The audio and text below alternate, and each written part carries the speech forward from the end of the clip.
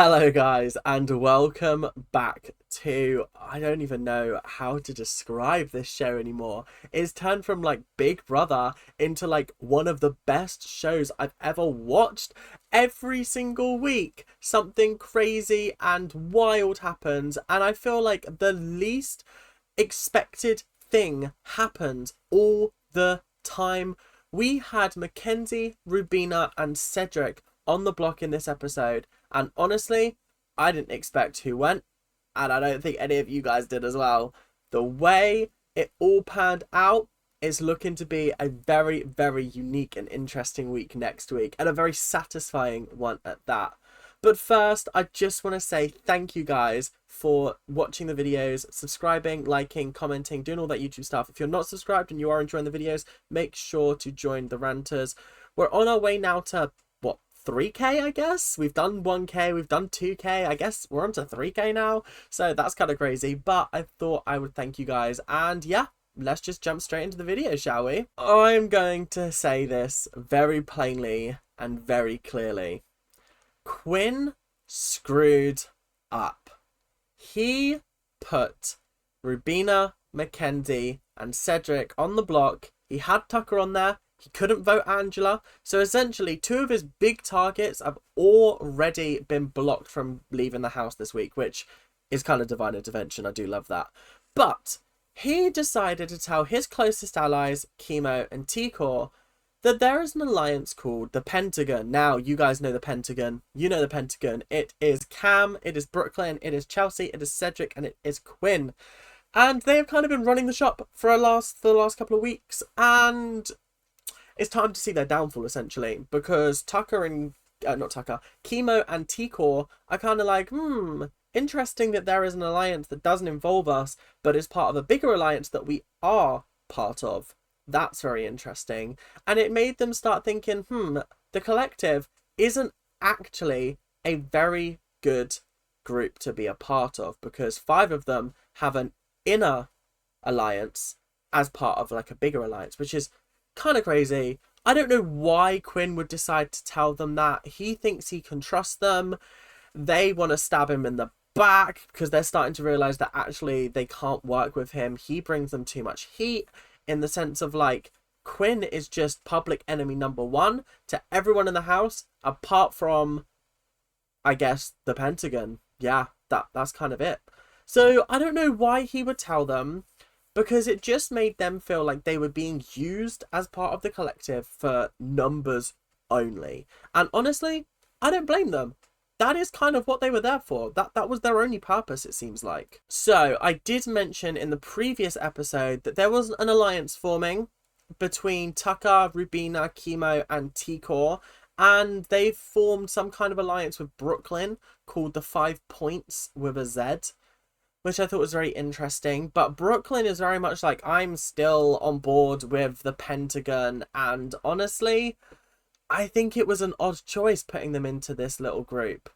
I thought putting Brooklyn in this group, I don't know, it didn't sit right with me. I feel like Brooklyn's on her way out in the next couple of weeks, so why would you put her in an alliance and expose to her and the Pentagon that actually you are in an alliance with Tucker and Rubina and not necessarily a part of the collective? Meanwhile, whilst Brooklyn wasn't there, Angela is inside of her HOH room on the floor listening to like a conversation that's happening in like the little nook outside the HOH room, and she hears Tucker's voice, she hears Rubina's voice, she hears T-Core's voice, she hears Chemo's voice, and she goes up to them and she goes, "Please, can I be a part of this?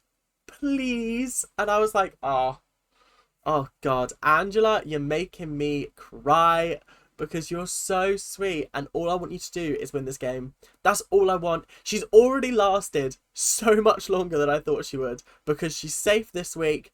I reckon she'll be safe next week, and then it's jury. And then, do you know what? I don't mind when she goes then, because she's made it to jury at least, which means we're going to be seeing her every couple of weeks. So I thought that was nice. I thought that was cute. But this is where the issue comes in, because obviously they've called themselves the Tanks, but essentially it's all it is the 5 points of a Z but with Brooklyn and Angela switched out. So really, the inner alliance there is Tikor, Chemo, Rubina, and Tucker. That's the solid four. But it's an interesting one. I gotta say, I think this is a good move from these people, solidifying some new alliances, solidifying some new relationships, making sure that they're not just working with the same people over and over again. Tucker and Angela already have a little pact together. Obviously, Tucker and Rubina, Tikor and Chemo are quite close. So, I feel like that is a good a group of five, which I think is good. It's the new and improved Pentagon, if you will. So, obviously, now they're worried about who is best to keep in the game for their game. If they get rid of Rubina, that would be detrimental to their game. So they need to try and keep Rubina in some way. They think that it's going to be between Cedric and Mackenzie as to who wins the AI arena. So they talk to Mackenzie and go, yo, if you win AI arena, vote to evict Cedric. Or what would you want to do, first of all? And she's like, vote to evict Cedric. And they were like, perfect.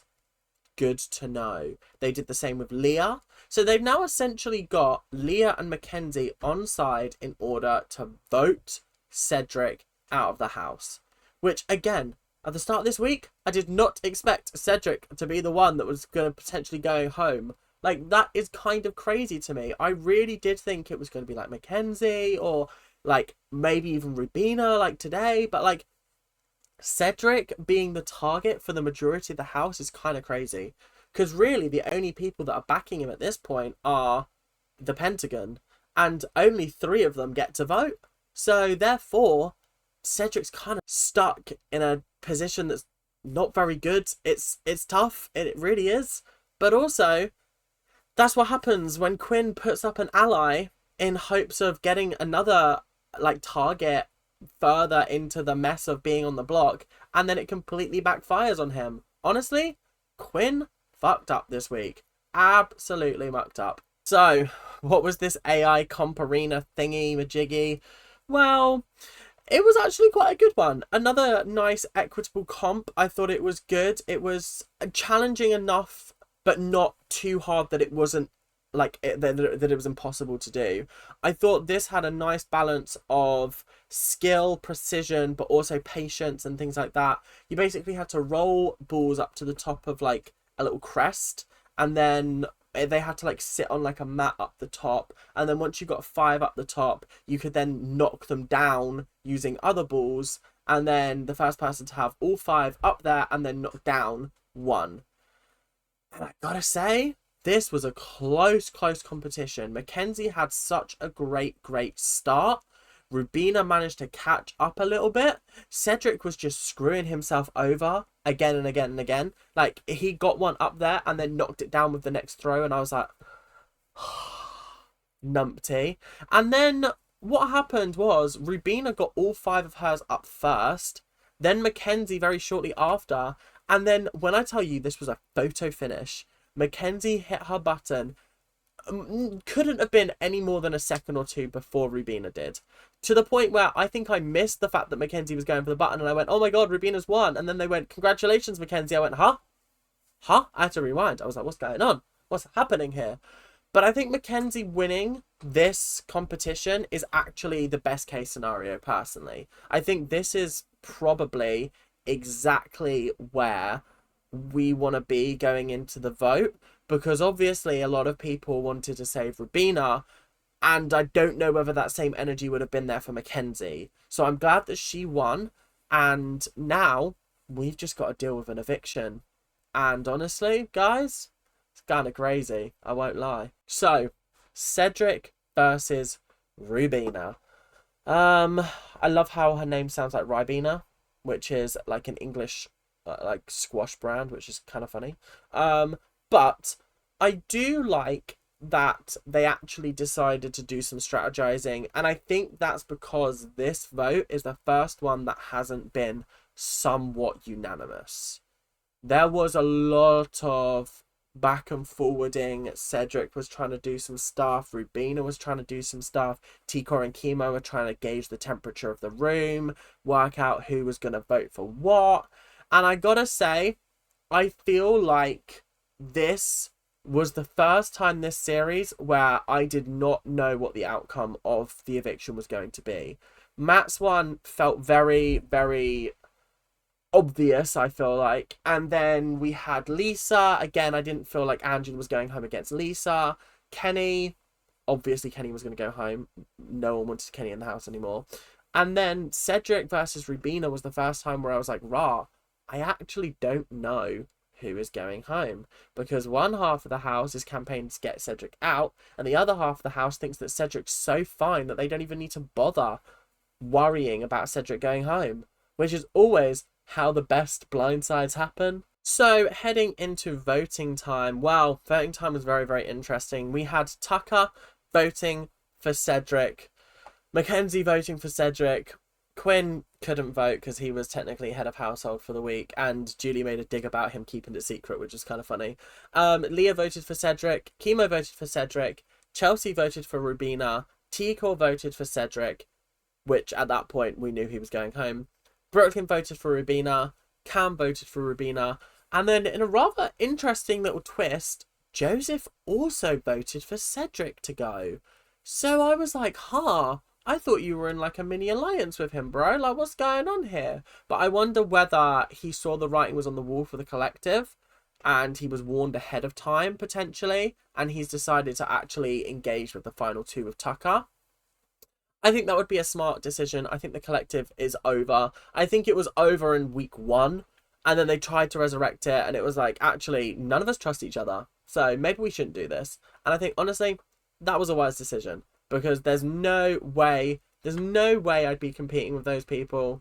Not the Pentagon. Like, come on. The Pentagon is so obviously there. No. But I'm glad that we actually started to decimate the Pentagon, because, which sounds crazy, honestly. Like, wild. But anyway, it is what it is. Not really much you can do about it.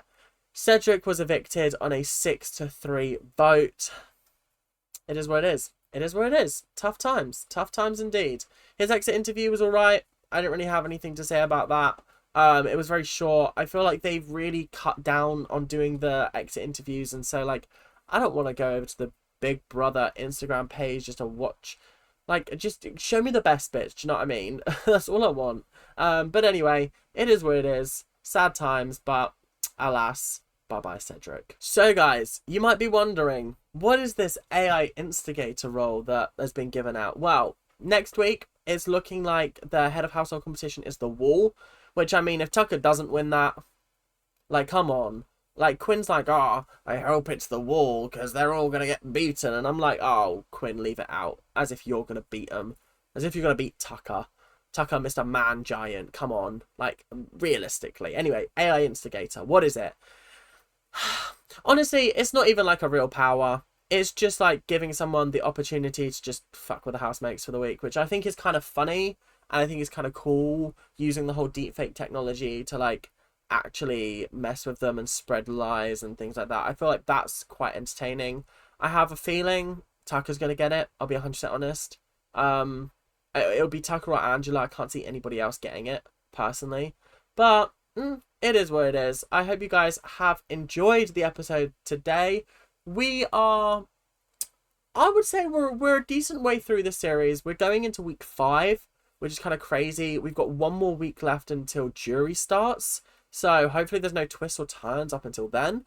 But if you have enjoyed the episode, make sure to like, make sure to comment, make sure to subscribe. And I will see you guys in the next episode, whenever that may be. But until then, keep on ranting, and I will see you guys later. Bye now.